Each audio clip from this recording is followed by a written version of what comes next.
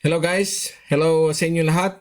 Magandang early morning. Ito ulit si Mike, Mr. Typhoon Padua. Nagbabalik sa ating latest update, special coverage ng bagyong si Inday with international name Vavi na yung Biyernes, ika-10 ng Hulyo 2026. Ito po ating Tagalog version. Pinaglilingkod sa inyo ng Typhoon 2000 at ng Naga College Foundation.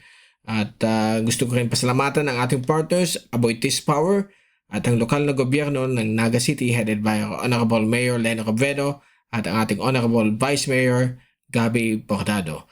Well, ang bagyong si Inday hindi na po super. Ito po ay unti-unting humina. Kaninang umaga, isa pa siyang 215 kph, Category 4. But for the past 12 hours, ito po ay bigla-biglang humina. As we speak right now, Category 3 na lang po siya with winds of 185 kph. Kahit po ang DOST Pag-asa, dinanggrade na po nila from super typhoon to a strong typhoon. Okay? At didiscuss natin yan isa-isa, pati yung epekto ng habagat at ang latest sa Modern Julian Oscillation. At ito po yung pinaka-latest natin mula sa ating historywave.com link. Okay? From our friends there sa China, sa Chinese page. At nakita po nyo dito, ang ulap ng bagyo na mukhang nag-filled in na po yung mata. Pag sinabing filled in, nawala na yung nakadilat na mata niya, napasukan na po ng ulap. Okay?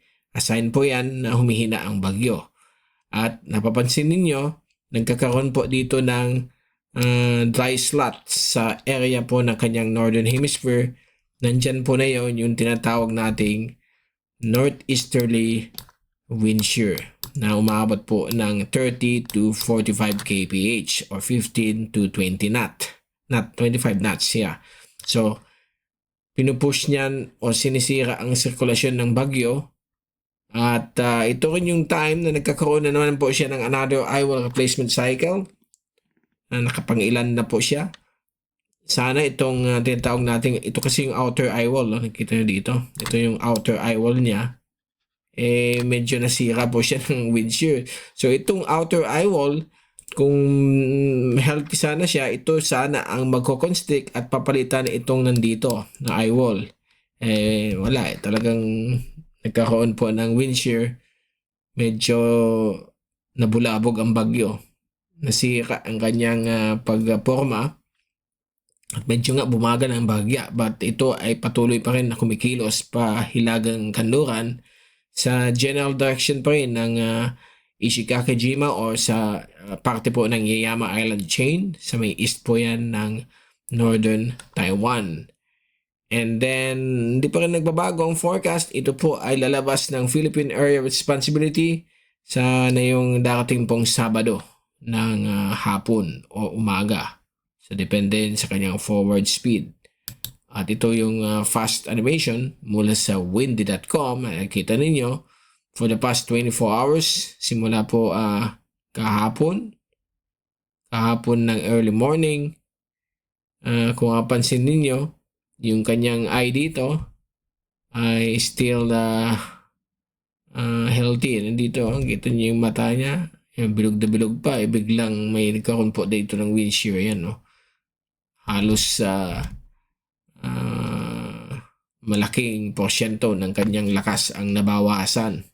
But kahit na ganyan siya, tingnan niyo yung kanyang wind field. Ang laki-laki. One of the 3% po itong bagyo for this decade. I mean, na malaki ang kanyang wind field. Kasama po si Uwan dyan. So, ito po, papakita natin sa inyo. Ito po yung kanyang wind field. So nakikita niyo yung area na yan, yun yung hangin na umabot po ng 55 km per hour base po sa sa Japan Meteorological Agency. So 1,300 kilometers across. Yan rin ang reason kung bakit nakataas ang wind signal number 1 dito sa Catanduanes, and dito rin may signal number 2 sa Batanes at sa Northern Cagayan because of the massive wind field of this once super typhoon. Hindi na po siya super. At pasalamat tayo dahil po ito po ipupunta sa Ishigaki-jima, sa Northern Taiwan at Eastern China let's think na humina po siya at mga kababayan natin dyan ay hindi maapektuhan at mga Chinese, mga Taiwanese ay sa mabuting kalagayan. But prepare po dahil medyo malakas pa rin yung hangin niya at yung habagat po ay nandito na po. Nagsimula na po sa may Western Mindanao, umakyat na yun dito sa may Western Visayas at Mindoro, Palawan.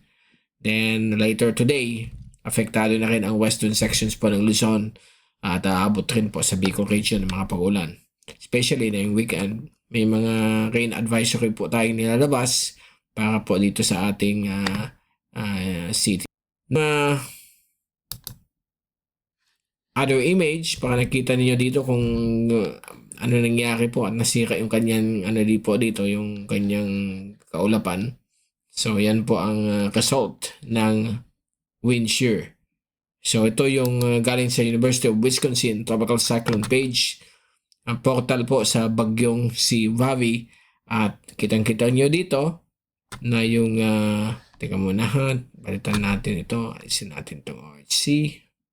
Let me change this.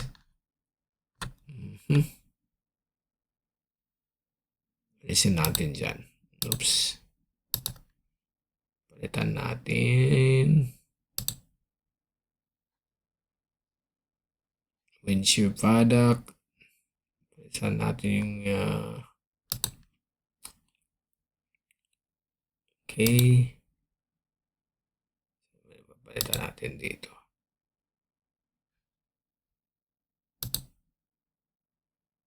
Okay, dito tayo. So, kitang-kita po ninyo dito ang tinatawag nating vertical wind shear. So, ito yung green. Itong kulay green na ito yung 13 kph na hangin ng wind shear. At nakita nyo yung arrows dito. Ito po yung arrow. Yan, galing po sa northeast. Yan po yung ibig sabihin yan. Galing northeast yung hangin. So, ang ginagawa niya ay sinisira niya yung ulap dito. Pag mahinang bagyo ito, lahat ng ulap ay nandito po sa may baba. Gaya ng ginawa ng wind shear kay Christine way back into 2024. So, yan po ang ginawa niyan. At nandito lang po sa kabila. So, kulang dito ang ulap dahil po sa may nabasa ako sa prognosis kanina ng Joint Typhoon Warning Center, meron din konting dry air intrusion. Okay? And then, nagkakaroon din po ng upwelling. Upwelling, yung pag-akyat ng malamig na temperatura sa ibabaw ng dagat. So, it helps para humina rin itong system. Kaya, baka category 2 o 1 na lang po yan dito or baka ang worst, maging severe tropical storm na lang po siya dito. So, medyo sa part ng bagyo, talagang mamatay na siya sa ganyan na situation. But ang epekto ng habagat ay patuloy pa rin na maapektuhan tayo. Ito yung track natin kanina as of 2 p.m. Release natin 11 a.m. position. So yan po ang tracking niya. Same pa din, nagbabago. Although yung wind speeds niya ay bawas na po yan. And then ito yung multi-tracks na taga-agree for the next 24 hours. Ito yung current position niya. Nandito siya. Ito yung next 24 hours. And then, ito yung next 48 hours. Kung papansin ninyo, medyo naghihiwalay na yung lahat ng Asian agencies because of the different global model analysis nitong system na ito. So, rest assured, ito pa rin yung pinapakita ng mga models. So, huwag tayong dapat ikabahala na may mga nagtatanong kasi na baka pumunta ng Pilipinas. Hindi na po yan. This is the 2020s. Much improved na po ang mga models, especially sa track. May konting kailangan pang mag-improve yung sa intensity kasi hindi masyado na forecast ang rapid intensification ng mga systems. Ito naman po yung model tracks. Kasama po dyan yung AI, yung dash lines. So, nasa east po siya ng lahat ng models. Samantala, yung the rest nasa gitna. At yung outlier, itong co-amps, mukhang tatama po sa Northern Taiwan o sa may Taipei area. And then, ito po yung intensity forecast. So, mapapansin ninyo, lahat ng forecast ay nandito sa rapid decay ng system. Itong dalawa mukhang pinapalakas pa. But, mukhang dito tayo pupunta. And ito yung area na magla-landfall siya dito sa port na ito. So, dito, landfall area po niya. Kasi 48 to 60 hours. So, tuloy na po yung mamatay yan. Itong si bagyong si Vavi with local name Inday. Now, punta natin yung forecast sa ECMWF. So, yan po siya. Nagla-landfall sa Eastern China sa Saturday evening o hapon. And then, ang habagat ay patuloy pa rin dito sa may Western Luzon, Western Visayas, Mimoapa, Bicol kasama until Sunday or Monday. And then we have another system here. Ito yata si 97W na ang kanyang mukhang ang tracking niya pag ganito gaganyan siya. Pagdating dito, gaganyan siya. And then magka-recurve. Dati kasi may pinapakita na ang kanyang tracking gaganyan. Tapos gaganyan siya. But mukhang ito ang magiging primary track na yun. As of this time, okay? Hindi pa natin alam kung magbabago siya o hindi. Kaya babantayin natin yung potential na naman na bagyo but napakahina po niya as of this time. Google DeepMind, pinapakita rin yung next system. Ayan po siya. Pag later mag-develop yan, magkakaroon din yung tracking na tulad yan. So ito, kung makikita nyo yung ensemble, magkadikit-dikit pa yung mga circles niya. Ibig sabihin, mataas ang probability niyan. But pagdating ng July 14 and 15, mukhang sabog ang kanyang mga circles. Ibig sabihin, bumababa po ang probability, tumataas ang uncertainty. So, babalikan na lang natin yan pag wala na yung bagyong ito. At ito yung mga sa ulan, 24-hour rainfall accumulation, ECMWF. At ngayong araw na ito ng Biyernes ay patuloy pa rin magkakaroon ng pabugso-bugsong ulan dito po sa may western sections ng Visayas. Lalong-lalo na po sa may kasama din po ang Western Mindanao. And then ang western sections po ng Negros, Western Panay, Occidental Mindoro, Palawan, at aabot na rin dito sa may western coastal areas ng Ilocos Region at western areas ng Central Luzon. So expect natin mga ulan dyan. Metro Manila and Bicol, may mga konting showers na rin. But makita nyo na yung Sabado, Linggo at Lunes, ito yung time na medyo lalakas yung ulan sa National Capital Region at dito rin sa portion ng Bicol Region kasama po ang Naga. So let's hope and pray na hindi po ito mag-create ng mga flooding. But in Metro Manila, mag-iingat po kayo. Konting ulan lang, talagang baha dun sa mga areas nila sa kamay nilaan. Okay? So it's gonna be on and off rains this coming weekend. So hanggang next week, kita niyo between July 30 to 15, meron na naman system dito. But kung na-stationary dito ang habagat, may mga ulan pa rin dito na up to 50 or more than 50 millimeters sa western sections ng Luzon. Now, ito yung infrared simulated images ng ECMWF, bagong product nila na for the next 3 days makita nyo ang anong itsura ng mga bagyo doon sa area. Kaya lang ito talagang malakas pa rin na bagyo. May mata pa. At nakikita niyo yung effect ng habagat na yung Sabado, tapos Linggo, hanggang Lunes, talagang nandyan pa rin yung habagat sa Luzon, lalo po sa western sections. And then ito na yung next system. So yan yung bagong product na simulated images ng ECMWF. Very good. Okay? Napakaganda. Tapos na-imagine natin kung ano yung itsura niya. Okay? And then, ito po yung latest sa rainfall advisory number 4 sa Naga City, issued at 8 p.m. last night. So, nanatili po ang threat ng ulan sa atin. Mga taga-nagang nakikinig. Ito po at nanonood. Patuloy pa rin na nasa 61 down to 40 millimeters ang ulan sa Saturday at Sunday. Although bumaba yan. Kanina, kahapon, nasa 72 yan. 71. Then ito, nasa 50. So, there's a good sign na baka, hopefully, hindi siya bumagsak within 1 hour. Kasi ito yung nagkakos ng pagbabaha. Kaya naglagay tayong important note dito.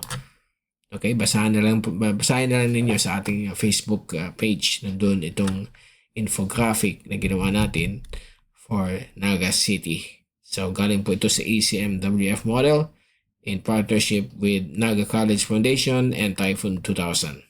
And also the local government of Naga headed by our Mayor, Leda Corvedo.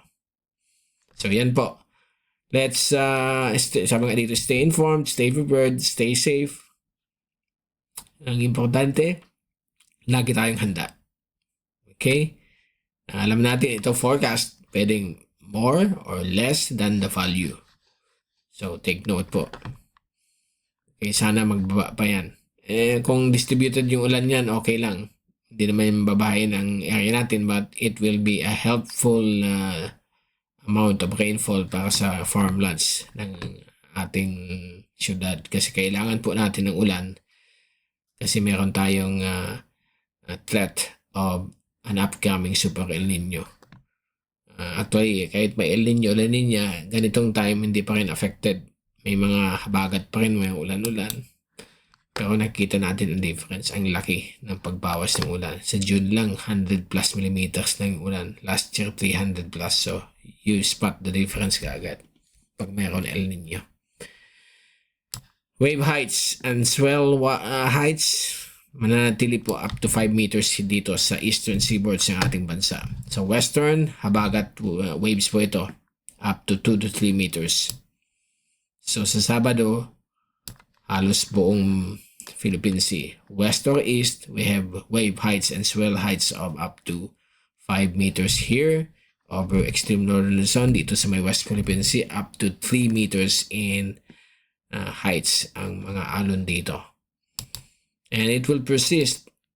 Pero dito na lang sa may West Philippine Sea, more than 3 meters until Monday or Tuesday. Okay, so sa mga future updates natin, saka na natin i-discuss yan, but hindi naman yan pupunta sa ating bansa, yung next system. Gumawa tayo ng Managerial Isolation Forecast for the Philippines, MJO. So it's gonna be a weekly release natin with the help of AI. So ginawa natin ito.